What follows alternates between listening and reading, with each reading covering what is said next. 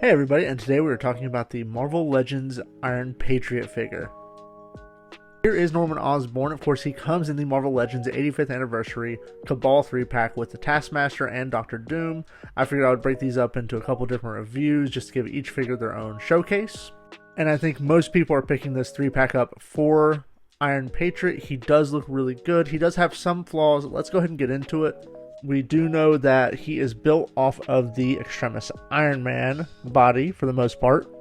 He does have a new chest piece, new shoulders, new upper legs, and of course 2 new heads. But here is Norman side by side with Iron Man. I think they look great together. Let's go ahead and take a look at this brand new Iron Patriot figure. Of course, like I said, he has new chest, new shoulders, new thighs.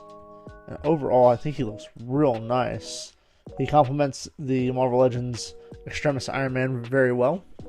One important thing on him, of course, is his new Norman Osborn head. So let's take a look at that.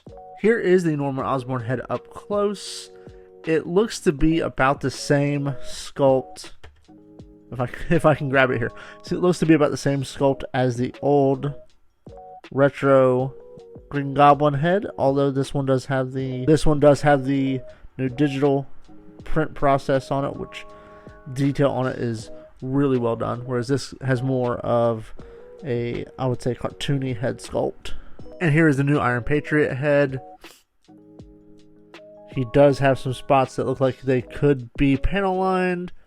I don't know, I'm very mixed on this one. I like the orange behind the eyes, and I think the head sculpt itself is fine, but the paint job on it is not great. But let's put it on the body and let's see how it looks. Here is the Iron Patriot with the new head sculpt on. One thing to note is that it does sit a little high on the peg, and so if you can see here, it does sit a little weird on it, but I do get the pop, like it does act like it's on there correctly. And with, of course I just moved it.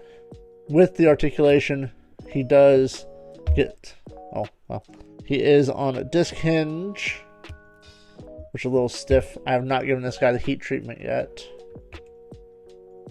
Pop. And he does get decent articulation looking up and looking down. He gets kind of a little shimmy back and forth. Since it doesn't sit all the way on top of that peg, he does get a little bit of tilt both ways. Not too shabby. Let's go ahead and look at articulation going down. Of course, he is on that Extremis body, which has the diaphragm joint. Pretty decent going back. Not too great going forward. Side to side. Yeah, he has pretty good mobility around. Shoulders can't quite do a T-pose, because the new shoulder armor that peg into the shoulders. Bicep swivel, double jointed elbow, hinge repulsors. His hip discs do rotate, just like, I mean, at this point we're just going over the basically an Extremis 1.5 version. Double jointed, he's pinless, he has that ankle rockers, everything you expect. If you have the Extremis figure, you know what you're getting into. One thing I did kind of notice on him over the Extremis, let me find the Extremis. So the Extremis, when I'm handling, oh, of course he falls over. Extremis, when I'm handling him, he does feel a little bit stiff, and I've had this guy since release. Whereas the Iron Patriot does not. I think that's just a difference of different, maybe they're done at different factories. Maybe it's not big. Maybe it's just in my head. But they just feel a little different to handle. And here you go. Here's these guys. Side. Come on. Come on. You can do it. There you go. All right. And let's go ahead and get Norman Osborn side by side with some other people. Here he is side by side with the Mark 1. Just because these guys fought in the Iron Man World's Most Wanted series. Or story arc. Whoops. I am dropping every figure I touch today. Here he is next to Wolverine. Here he is next to, let's go ahead and get him situated, Spider-Man. Not too bad, not too bad. And then one last size comparison with his Cabal mates. Doctor Doom. Doom. and Taskmaster.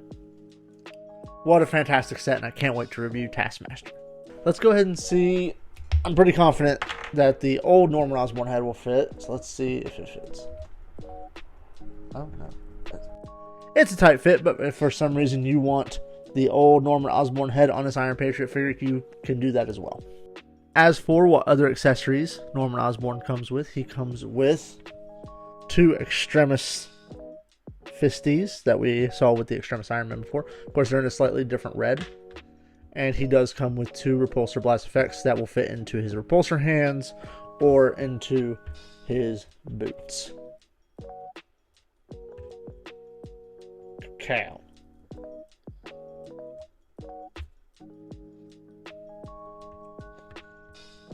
Get just a really bad Repulsor pose there. Overall, I think this Iron Patriot he's pretty good.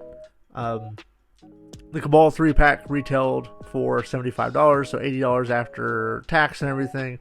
They equal out to about $25, $26 a figure. He's solid. He does everything I need him to do. He'll look great in the Dark Avengers or the Rogue shelf.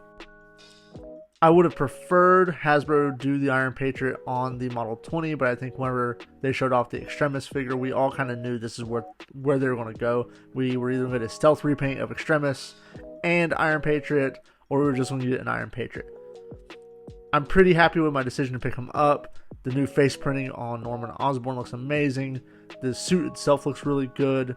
I will be panel lining it, and I'll potentially do the torso mod that you had to do on the Extremis to get some more articulation out of it. But overall, just a great pickup, and I am glad to add him to my shelf. Stay tuned for my Taskmaster and Dr. Doom review, which will be coming up in the next couple days. Thank you guys. Like, share, subscribe, all that jazz, and I'll see you on the next one.